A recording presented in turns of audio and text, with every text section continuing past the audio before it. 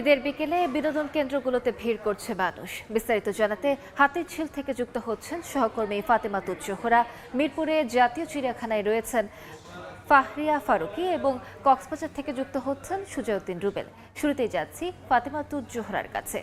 ফাতেমা, মানেই আনন্দ, ঈদ মানেই পরিবার প্রিয়জনদের সঙ্গে সময় কাটানো। আর এই আনন্দকে দ্বিগুণ করে তুলতে রাজধানীর ফুসফুস খ্যাত হাতিরঝিলে আজ প্রথম দিনই কিন্তু বেশ মানুষের সমাগম দেখা যাচ্ছে। যদিও বা কোরবানির ব্যস্ততার কারণে আজ কিছুটা ভিড় কম দেখা যাচ্ছে, তবে আশা করা যায় আগামীকাল থেকে এই ভিড় অনেকটাই বৃদ্ধি পাবে। পেছনে দেখতে পাচ্ছি হাতিরঝিলে যে লেকটা রয়েছে সেখানে অনেক ওয়াটার বাসে করে লেকের সৌন্দর্য উপভোগ করছে, কেউ বা ছবি তুলে স্মৃতিবন্দী করে রাখার প্রচেষ্টাও করছেন। বিশেষ করে আমরা যদি দেখি শিশুদের মধ্যে এক অন্য রকমের উচ্ছ্বাস আনন্দ বিরাজ করছে। রাজধানীবাসী ইট পাথরের দেয়ালের বাহিরে এসে খোলা আকাশের নিচে এক অন্যরকম ঈদ কাটাতে এই বিনোদন কেন্দ্রগুলোতে ছুটে আসেন।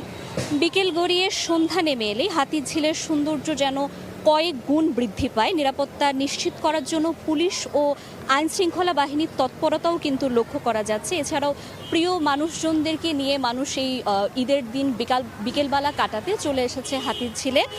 আজ তুলনামূলকভাবে ভিড় কম, তবে আগামীকাল থেকে এই ভিড় বৃদ্ধি পাবে এবং মানুষ একটি আনন্দ ঘন সময় কাটাবে বলে মনে করা যাচ্ছে।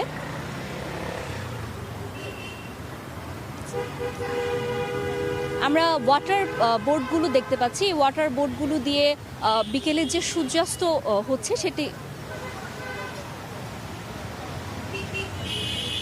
এই ছিল রাজধানীর হাতিরঝিল থেকে ঈদ আনন্দের আমার সর্বশেষ খবর।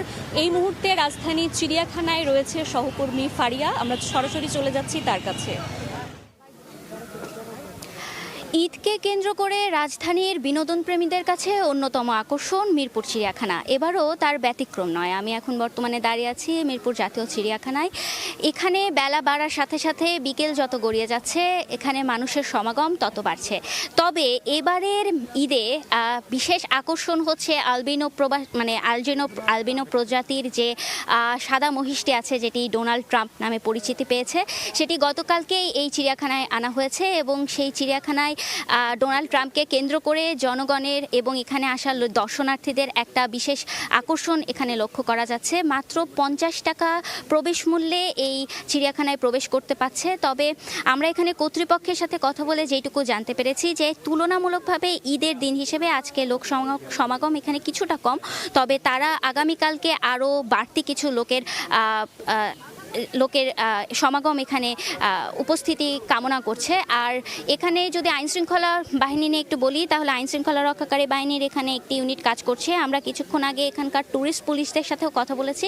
ট্যুরিস্ট পুলিশরা এখানে আসা দর্শনার্থীদের এবং পর্যটকদের যাবতীয় আইনশৃঙ্খলা বাহিনীর যে নিরাপত্তা, সেই নিরাপত্তা নিশ্চিতে ঠিক মতন কাজ করে যাচ্ছে বলেই তারা আমাদেরকে জানিয়েছে।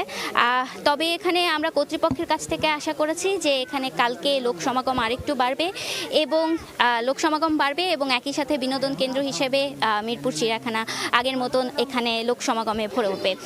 এখন আমরা চলে যাব কক্সবাজারে, সেখানে আছে আমাদের সহকর্মী সুজাউদ্দিন রুবেল, সরাসরি যাচ্ছে তার কাছে। ঈদ মানেও আনন্দ, ঈদ মানে উৎসব। আর এই ঈদ আনন্দ উৎসব উদযাপনে পর্যটন নগরী কক্সবাজারে ছুটে আসে দেশের নানা প্রান্ত থেকে ভ্রমণ পিপাসুরা। এবারও আমরা লক্ষ্য করছি আজকে ঈদের দিনও দেশের দূর দূরান্ত থেকে বেশ পর্যটক ছুটে এসেছে। তবে যেটি প্রত্যাশার তুলনায় কম, সেটি পর্যটন ব্যবসায়ীরা বলছে। তবে আজকে যেহেতু আনাগোনা শুরু হয়েছে, হয়তো আগামী 2-1 দিনের মধ্যে আগামীকাল থেকে বিপুল সংখ্যক পর্যটক কক্সবাজারে ছুটে আসবে, তেমনটাই প্রত্যাশা করছেন এখানকার ব্যবসায়ীরা। আমরা এখন লক্ষ্য করছি যারা কক্সবাজারে আগে ভাগে এসেছেন তারা পরিবার পরিজন নিয়ে সমুদ্রে বালিয়াড়িতে নেমে পড়েছেন। অনেকেই সমুদ্রে আমরা লক্ষ্য করছি সমুদ্র স্নান করছে, আবার অনেকে আমরা লক্ষ্য করছি যেহেতু আর কিছুক্ষণ পরেই সূর্য ডুবে যাবে, সেই সূর্য ডুবে যাওয়ার দৃশ্য উপভোগ করার জন্য সৈকতের যে কিটকট রয়েছে সেই কিটকটে বসে রয়েছে। তবে বেশি আনন্দ আমরা লক্ষ্য করছি সকল বয়সের মানুষ এখনো পর্যন্ত সাগরের যে নোনা জল রয়েছে সেই নোনা জলে কিন্তু আনন্দ মেতে রয়েছে। আজকে ঈদের দিন আমরা লক্ষ্য করছি করছি সমুদ্রের 3টি পয়েন্টে বিকেল থেকে পর্যটক থেকে শুরু করে স্থানীয় দর্শনার্থীরা কিন্তু সমুদ্রে নেমে পড়েছেন। কিন্তু আমরা যেটি লক্ষ্য করছি যারা সমুদ্রে স্নান করছে তাদের জন্য যে লাইফ গার্ড থাকা দরকার, কিন্তু আজকে আমরা সেটি লক্ষ্য করছি না, লাইফ গার্ড নেই। তবে ট্যুরিস্ট পুলিশের সদস্যরা এরই মধ্যে 3টি পয়েন্টে মোতায়েন রয়েছে। তারা সার্বক্ষণিক আসলে নজরদারি রেখেছেন পর্যটকদের যাতে কোনো ধরনের হয়রানি কিংবা নানা ধরনের দুর্ঘটনা ঘটতে না পারে, সেজন্য তারা সর্বদা সজাগ রয়েছে। অন্যদিকে প্রশাসনও বলছে পর্যটক হয়রানির রোধে তারা ঈদের ছুটিকে যারা পর্যটকরা আসবেন তাদের সর্বোচ্চ নিরাপত্তা দিয়ে যাবেন। তো এই ছিল আমার কাছে কক্সবাজার সৈকত থেকে সবশেষ।